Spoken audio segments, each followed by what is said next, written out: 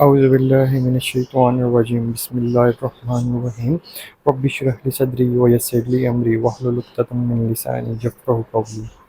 अच्छा जी, आज हम बात करेंगे आज के दिन के एनालिसिस के रिलेटेड कि आज के दिन क्या होगा और क्या हो सकता है, ठीक है। और मार्केट ने जो गैप दी है उसका क्या होगा, ठीक है। और मार्केट अगर ऊपर की तरफ जाती है तो कहाँ तक जाती है, नीचे आती है तो कहाँ तक आती है। जो ये कंप्लीट डिटेल्स हैं उनके बारे में हम बात करेंगे, ठीक है। तो आपने ये कंप्लीट वीडियो देखनी है और अगर कोई क्वेश्चन हो आपका तो व्हाट्सएप पर आप मुझसे पूछ सकते हैं, ठीक है। और कोई भी अगर आप अपना एनालिसिस शेयर करना चाहें तो भी व्हाट्सएप पर रब्ता कर सकते हैं आप। अच्छा जी, आपको पता है ये जो गैप आया है 1931 से डायरेक्ट मार्केट गई है 1956 तक, ठीक है। और ये काफ़ी बड़ा गैप है, अराउंड अबाउट 250 पिप का गैप है। तो मार्केट ने ये क्यों गैप दिया इतना बड़ा, ठीक है। और ये गैप इसलिए मार्केट ने दी है क्योंकि वार चल रही है। वार के दौरान जब भी किसी भी मुल्क के अंदर वार होती है, मतलब ये कि जब भी अमेरिका किसी भी मुल्क की सपोर्ट करता है जो कि जंग के दौरान हो, और तो फिर उसकी जो अमेरिका की करेंसी है ना वो गिरती है और गोल्ड की प्राइसेस हमेशा अप ही जाती हैं, ठीक है, वार के दौरान। तो यूक्रेन और रशिया की देख लें, अब इसराइल और फ़लस्तीन की देख लें, वार के दौरान जब भी होता है प्राइसेस अप ही जाती हैं। अच्छा, यहाँ पर मैं आपके साथ एक चीज़ शेयर कर दूँ, ये आप हमेशा याद रखिएगा, ये बहुत काम की बात है। अगर आपने लेट्स सपोज यहाँ पर सेलिंग ली हुई थी, ठीक है, 19 यहाँ पर चलें 33 पर या 34 पर सेलिंग ली हुई थी और मार्केट नीचे आ गई, आपने ब्रेक इवन पे कर दिया था, मतलब कि अपना आपने एसएल जो है वो ब्रेक इवन पे कर दिया।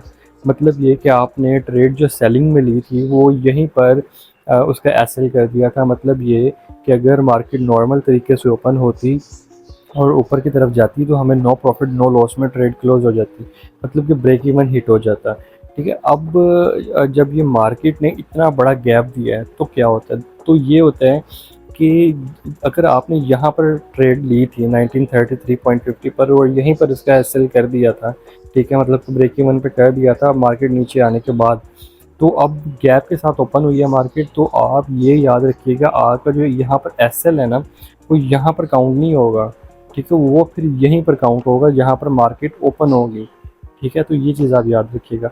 अच्छा, इस सिचुएशन में हम अपना लॉस होने से कैसे बचाएं। इस सिचुएशन में लॉस होने से इस तरीके से बचाया जा सकता है, जब जैसा कि फ्राइडे को मार्केट क्लोज हो गई थी और सैटरडे को वार शुरू हुई है, तो आपको करना ये चाहिए था जो कि आपका अकाउंट बैलेंस है, ठीक है, आपका अकाउंट बैलेंस है वो आप किसी और अकाउंट के अंदर ट्रांसफ़र कर देते, ठीक है। और उस अकाउंट को, ठीक है, आप जितनी भी लिमिट उसकी बचती है आप वहाँ तक छोड़ के आप बाकी अमाउंट को ट्रांसफ़र कर देते दूसरे अकाउंट में। तो इसका फ़ायदा ये होना था कि आपकी जो इस अकाउंट से पेमेंट है वो निकल जानी थी और फिर आपका जो है लॉस ही नहीं होना था, ठीक है, मतलब कि लॉस नहीं होना था आपका। तो ये चीज़ याद रखिए कि जब भी इस तरह की सिचुएशन आए तो आपने जिस अकाउंट पर ट्रेड एक्टिव हो उस अकाउंट से पेमेंट निकाल कर, डॉलर्स निकाल कर दूसरे अकाउंट में कर देने हैं ताकि आपका नुकसान ना हो, ठीक है। और चलें अब हम बात करते हैं जी कि आज के दिन क्या हो सकता है। आज के दिन आपको एक चीज़ का तो पता है कि मार्केट ने जो हाई पॉइंट लगाया है वो यहाँ पर लगाया है 1854.50, राउंड अबाउट इधर है। अच्छा, अब हम जाकर पीछे देखते हैं कि यहाँ पर कुछ है, यहाँ पर रेजिस्टेंस है, ठीक है, इस एरिया में रेजिस्टेंस है। अच्छा, आपको सॉरी रेजिस्टेंस नहीं है, वो ऊपर है रेजिस्टेंस, रेजिस्टेंस 1863 पर है। यहाँ पर कुछ भी नहीं है, यहाँ पर ना डिमांड है ना सप्लाई है ना कुछ भी।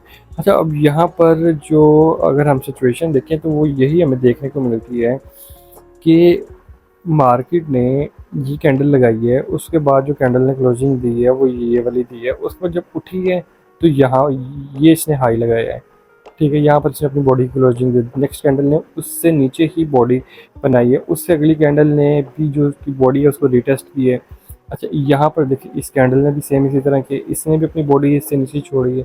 अब ये जो कैंडल है इसकी बॉडी भी इससे नीचे ही है, जबकि ये ऊपर अपना हाई लगाकर नीचे की तरफ आ रही है, ठीक है। तो अब यहाँ पर एक चीज़ देखने वाली ये, जब भी इस तरह की सिचुएशन बनती है, अब ये वाली कैंडल अगर लेट्स सपोज नीचे ही क्लोजिंग देती है, ठीक है, तो फिर ये बहुत ज़्यादा पॉसिबिलिटीज़ बन जाएंगी कि मार्केट नीचे जाएगी, ठीक है, यहाँ तक भी जा सकती है ना 1839 40 पर, और उसके अलावा 18, 32, 33 पर भी जा सकती है, ठीक है। अच्छा, अब यहाँ पर ये नीचे क्यों जा सकती है? मार्केट के अंदर डिमांड नहीं है, ठीक है। उसकी रीज़न क्या है? उसकी रीज़न ये कि आज है बैंक हॉलीडे, ठीक है। आज कोलंबस दिन है यूएस में, ठीक है। बैंक हॉलीडे है, यूएस में छुट्टी है, तो इस वजह से आज मार्केट के अंदर वॉलेटिलिटी जो है वो लो रहेगी, क्योंकि पूरी दुनिया में से 55 to 60% जो उनकी पॉपुलेशन है ना यूएस की, ठीक है। यूएस में सबसे ज़्यादा ट्रेडिंग होती है, और यूएस की 55 to 60% जो पॉपुलेशन है वो ट्रेडिंग करती है। मतलब ये कि उनकी 35 करोड़ की आबादी है, तो 35 में से तकरीबन 20 करोड़ बंदा जो है ना यूएस का, वो ट्रेडिंग करता है और ट्रेडिंग से अपना वो सिस्टम चला रहा है। चलें, ये ट्रेडिंग का सिस्टम नहीं भी चला रहा तो उनमें से मोस्टली ट्रेडिंग कर रहे हैं और प्रॉफिटेबल ट्रेडर हैं, ठीक है। तो यूएस की मार्केट बहुत ज़्यादा इंपॉर्टेंट होती है, तो आज वहाँ पर छुट्टी है, तो वहाँ पर डिमांड नहीं है, ठीक है। तो इसलिए अब जिन्होंने नीचे से बाइंग की हुई है, ठीक है, यहाँ से हो गया या फिर यहाँ से हो गया या इस लेवल से हो गया, इस लेवल से बाइंग बनती थी, ठीक है, उन्होंने अब अपनी ट्रेड्स क्लोज करनी है। जब ट्रेड्स क्लोज करेंगे डिमांड कम होगी, सप्लाई आ जाएगी, और सप्लाई की थोड़ी सी निशानियां भी हमें देखने को मिल रही हैं, तो पॉसिबिलिटी है कि मार्केट यहाँ तक गिरे। और दूसरा ये नहीं होता कभी भी वार के अंदर कि आपकी वार अगर चल रही है तो मार्केट बस कैंडल्स बाय में ही बनाती जाए और ऊपर की तरफ ही जाती जाए, ठीक है, इस तरह नहीं होता, ठीक है। अगर रिट्रेसमेंट ज़रूर होती है, फिर ट्रेंड जो होता है वो अप ही होता है, ठीक है, क्योंकि गोल्ड के अंदर डिमांड बन जाती है। तो ये चीज़ को याद रखिएगा। अब अगर हम छोटे टाइम फ्रेम पर जाकर देखें कि M15 में देखते हैं जी, M15 में भी मार्केट ने यही चीज़ क्रिएट कर रही है, ठीक है। अब अपना हायर हाई नहीं लगा रही, ठीक है। अब ये देखिए जो M15 के अंदर ये कैंडल की क्लोजिंग दी है, ये काफ़ी स्ट्रॉन्ग कैंडल की क्लोजिंग दी है बिरिश में, ठीक है, और ये रिजेक्टेड कैंडल है। तो पॉसिबिलिटीज़ हैं कि मार्केट अब काफ़ी तो नहीं नीचे जा सकती है, ठीक है। तो बाय में भी ट्रेड अगर आज आप कोशिश करें कि ना लें और सेलिंग में ट्रेड लें, तो फिर आप कोशिश करें कि जो इसने अपना हाई लगाया है ना, ठीक है, 1855 का, ठीक है, उससे 10 पिप ऊपर रख लें, मतलब कि 1856 तक अपना एसएल रख के आप ट्रेड लें, और ये बहुत रिस्की ट्रेड होगी, ठीक है। हाँ, बाइंग हम लेंगे 1840 के ऊपर, अगर हमें कोई एविडेंस मिलता है 39 to 40 में कोई एविडेंस मिलता है अच्छा, तो हम बाइंग लेंगे। उसके अलावा अगर हमें एविडेंस मिलता है नीचे 1832 पे, ठीक है, तो फिर हम बाइंग लेंगे। अच्छा, एक चीज़ मैं आपको ये भी बता दूं कि मार्केट के अंदर जब भी गैप आता है ना, तो वो गैप को फिल लाजमी करती है, ठीक है। बेशक ऊपर जाने के बाद वापस नीचे आए, उसने गैप को फिल लाजमी करना होता है। तो अब पॉसिबिलिटी है कि ये जो गैप बना है, ठीक है, इसको आज ही फिल कर लेगी मार्केट। तो अगर आज ही फिल करती है तो वेल एंड गुड, अगर आज नहीं करती तो फिर इसने करना ही करना है, और जब भी गैप को फिल किया तो उसके बाद फिर इसने बाय में जाना है। तो इस चीज़ को आप मद्देनज़र रखें। सेलिंग की मुझे यहाँ पर ट्रेड ज़रा अच्छी लग रही है, पर उसका एसएल बड़ा है, ठीक है। अगर हम बाइंग करेंगे तो बाइंग में भी उसका एसएल बड़ा है, क्योंकि बाइंग अगर की तो उसका एसएल हमें 44-45 रखना पड़ेगा। चलें, यहीं से अगर हम बाई की ट्रेड लेते हैं तो उसका एसएल हमें 1845 रखना पड़ेगा, और अगर सेलिंग की लेते हैं तो 1856 रखना पड़ेगा। मतलब ये कि दोनों साइड पर अगर ट्रेड लेते हैं तो हमें 50 to 60 पिप का एसएल रखना पड़ेगा, ठीक है।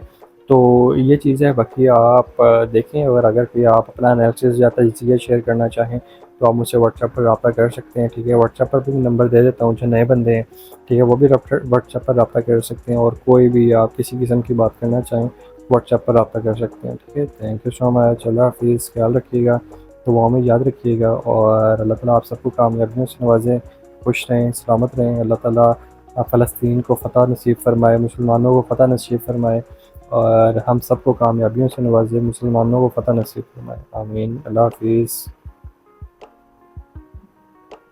औज़ुबिल्लाहि मिनश्शैतानिर्रजीम, बिस्मिल्लाहिर्रहमानिर्रहीम। रब्बि इश्रह ली सदरी व यस्सिर ली अमरी वहलुल उक़दतम मिन लिसानी यफ़क़हू क़ौली। अस्सलाम वालेकुम। उम्मीद करता हूँ आप सब खैरियत से होंगे। और आज हम जो है वो गोल्ड और DXY और इन चीज़ों के बारे में हम डिस्कस करेंगे, और जो मैनिपुलेशन चल रही है उसके रिलेटेड बात करेंगे, और दूसरा जो कि इसराइल और फ़लस्तीन की वॉर चल रही है उसके रिलेटेड बात करेंगे, ठीक है। और उसका कितना इम्पेक्ट होगा मार्केट में, और क्या सूरत हाल होगी, और आने वाले हफ्ते में क्या होगा, ठीक है। हम महीने की कैंडल से लेकर 1 मिनट की कैंडल तक जाकर एनालिसिस करेंगे, ठीक है। और वीडियो काफ़ी लॉन्ग होने वाली है, तो आप सब पूरी वीडियो देखिएगा ताकि आपको कंप्लीट एनालिसिस का आइडिया हो जाए। ठीक है, तो इंशाल्लाह इसमें हम हर चीज़ डिस्कस करेंगे।